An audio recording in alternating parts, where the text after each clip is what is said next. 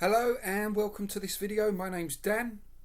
I hope I find you well. I am the author of The Curse of the Unremembered, available on Amazon in all appropriate formats. So today we're going to speak a little on this concept of the opening chapter and what it is that we're looking to do when we're producing our opening chapter, what the aims are, what the goals are, and where we want to be grabbing the reader and leading the reader, and what sort of overall structure and hopefully some actual practical advice that you can apply to your writing.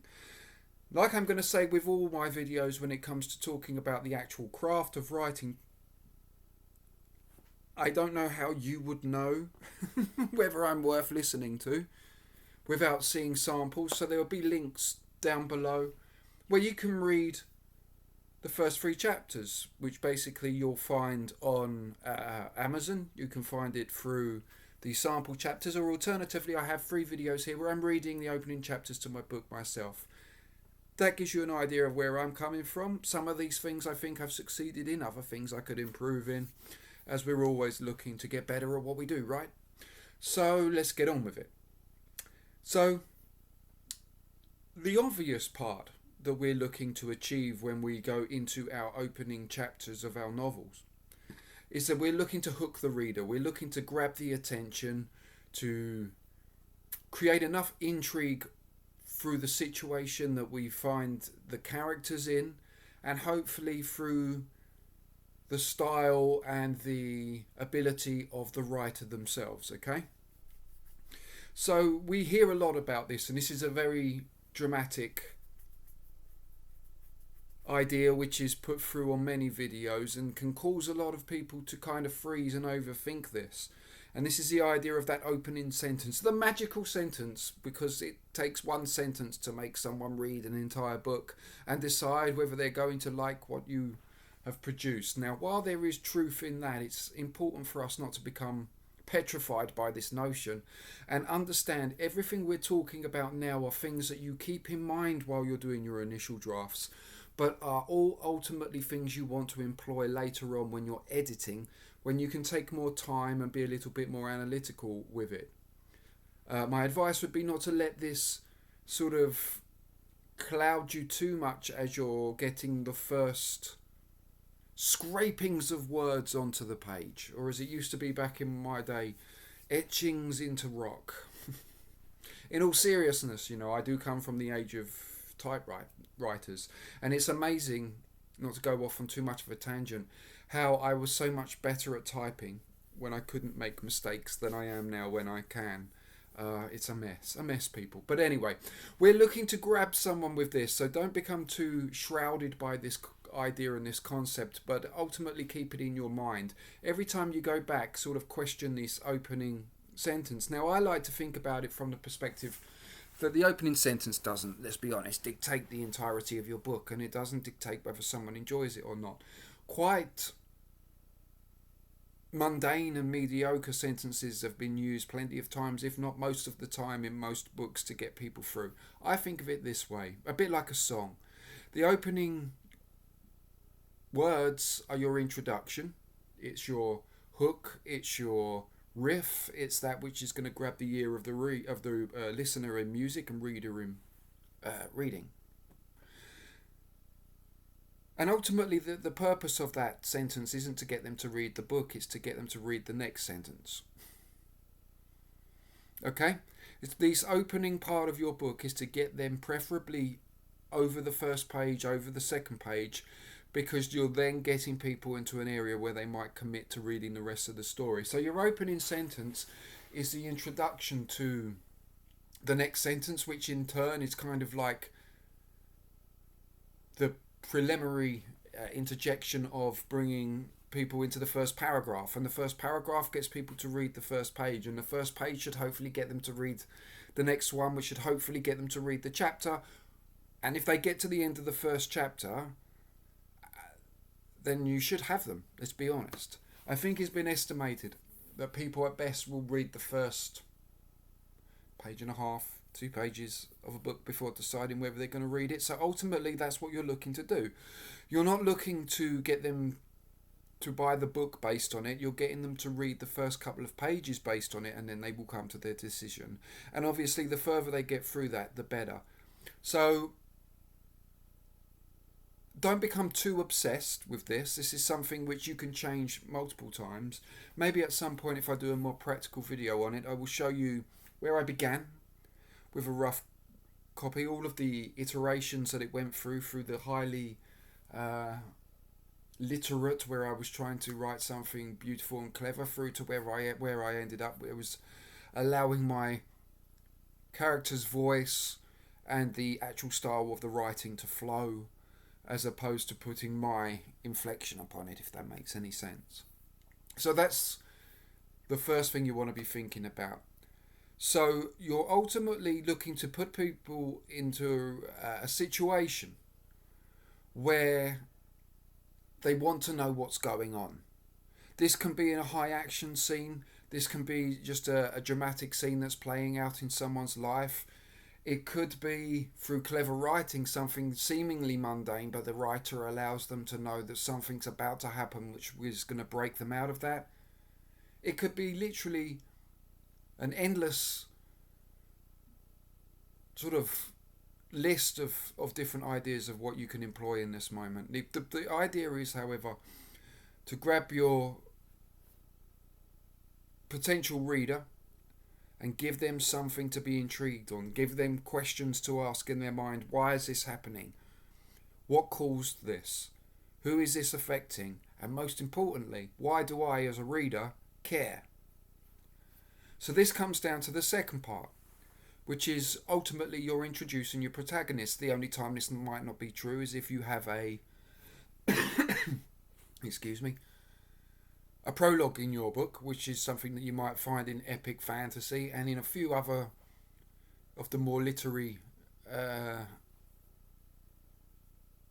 books that you're going to find out there that are going to perhaps try and give you a world, a concept, an idea before we move into the story formally. So you will be at this point introducing your protagonist. The main character, the person that which they understand, remember this deep down, that they're going to see through to the end. The main character is the person that we know on some level is going to be making it through to the end. I hear a lot of times people say, I don't really have main characters. This show doesn't have a main character. They follow this myriad of different characters. And while that is true, what is also true is there are characters within these shows that you know will be there at the end. And so these characters in many ways are what you want to treat as your protagonists, as your main character. And it might be more than one. However, at the beginning of your book, you're probably going to want to be introduced, keep it simple, right? You're going to introduce a singular protagonist in a situation that lets the reader know that something is about to happen, something is happening, something which is going to be of interest to them as a reader, be it through entertainment, be it through something which is going to be more cerebral, something which is going to bring them out of their comfort zone, but you give them a hint of that in this opening chapter. And give them a character that someone is going to be interested in. Maybe not just the situation they're in, but maybe there's something about their personality, something in the background that just gives a hint to the reader that this is going to be someone worth following. Their story, who they are, is interesting enough that they want to sit 200, 300, 400 pages with them. So that's introducing your protagonist. Another thing is the setting, and this is the thing that can sometimes be a little bit more difficult, I think, because in order for people to be able to ground themselves within your story, to be able to enjoy the road in which you have paved before them, you have to understand, of course, that they need to have a grounding in where they are.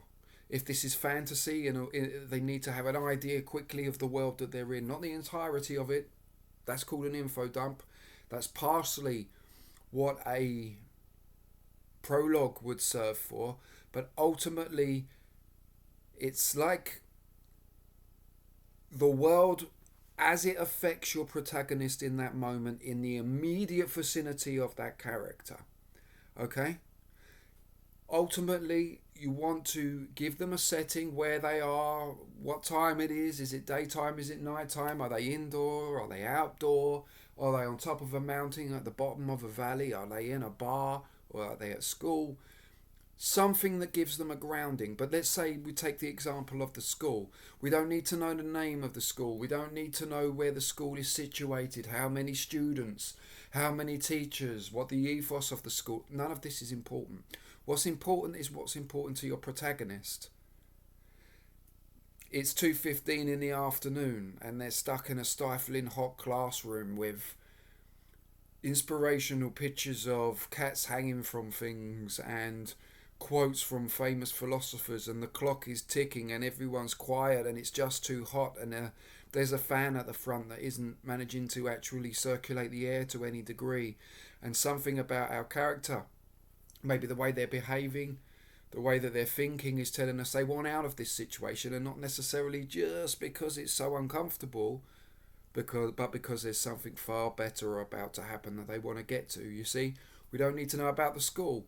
We need to know about the classroom, or more importantly, the protagonist, the character who's sitting in the chair in the classroom. And so that is your more immediate setting. A word of advice, generally speaking, it's not the most intriguing thing to start with.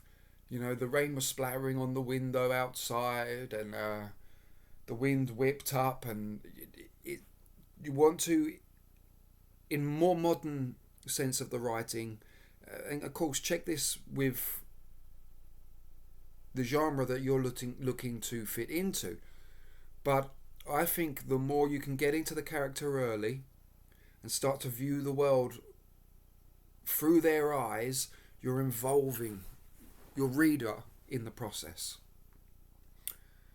And finally, the fifth one I'm going to go into here before this video gets too long is presenting the conflict. You hear this idea, ultimately the idea being that conflict is something, the ultimate kind of jolt that is giving the story some momentum forward. The conflict in the example was subtle for the school, right? The conflict is the character wants to be somewhere else, and not only do they want to be somewhere else because they know it's going to be better, but we find ourselves stuck in this moment with them where everything couldn't be it's uncomfortable, it's sweaty, it's hot, it's boring, and time is dragging. And there's this thing which is enticing them forward. The conflict being they can't leave that room, they can't go to the place they want to go to because the rules are the rules, and you're not going to get up and leave the class because that would lead to endless tension. Again, you're now setting up, of course, the possibility later on in the story that this character has to learn that you do sometimes have to break the rules, that you do sometimes have to stand up and go against what is being presented to you initially in that case. So you're presenting a conflict. In my own story, it's very dramatic, it's very obvious and in your face. It's an action scene. Here's a character. They need to get where they need to get, or they're going to have a very big problem. So it can range from this hyperbolic life and death situation, which a lot of people would advise you not to do because people say that you can't care about a character in the opening pages, and there's a lot to be said about that. But ultimately, you're presenting a conflict, or at least the initial primary conflict, which is going to get your character through to probably an unveiling of the actual problem, the real problem later on in the story. So there you are, a brief overview, my friends, of what I think 5 of the most important things are. There's plenty more, and we'll probably make more videos about them. We have the hook to grab the reader, not just your first line, not just your first paragraph, but the first moments when you're bringing your reader in, introducing them, secondly, to the protagonist and bringing them into the story, hopefully through the eyes of the protagonist if that's the way that you do it, or if you do it in a more omnipresent way, maybe focusing that camera down onto the person that we can expect to be following throughout our journey through your story. The tone of the story, the language, the way that it feels, the way that you can expect people. Is this going to be an easy read? Is this going to be cerebral? Is this going to give us something to think about? Ultimately, using your language to set the tone. Is this an adventure? Is this a mystery? So you give us the sense of adventure, the sense of mystery. Nice and quickly at the beginning. It doesn't have to be full on, but just there so the reader knows what they're in for. You're being honest, you're selling your reader the truth of what to expect from your story and your writing style. You want to establish the setting, where they are, when they are, maybe why they're there, and that could be part of an unveiling of the world and presenting the conflict. They're late for work and they know if they don't get there they're going to lose their job. They're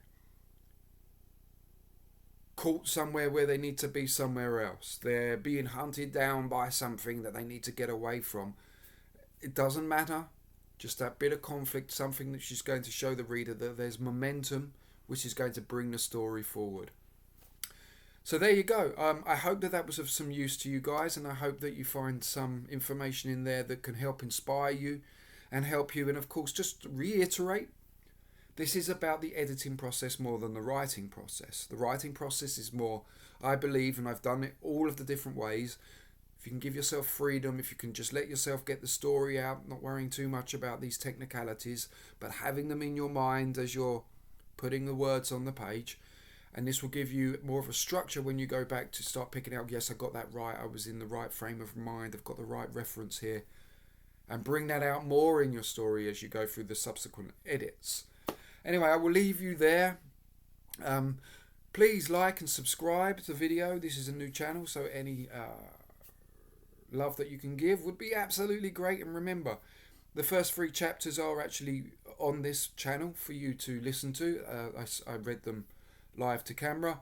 Also, you can of course read the opening chapters for free if you go to Amazon under the samples. And if you enjoy it, it'd be great if you could buy a copy.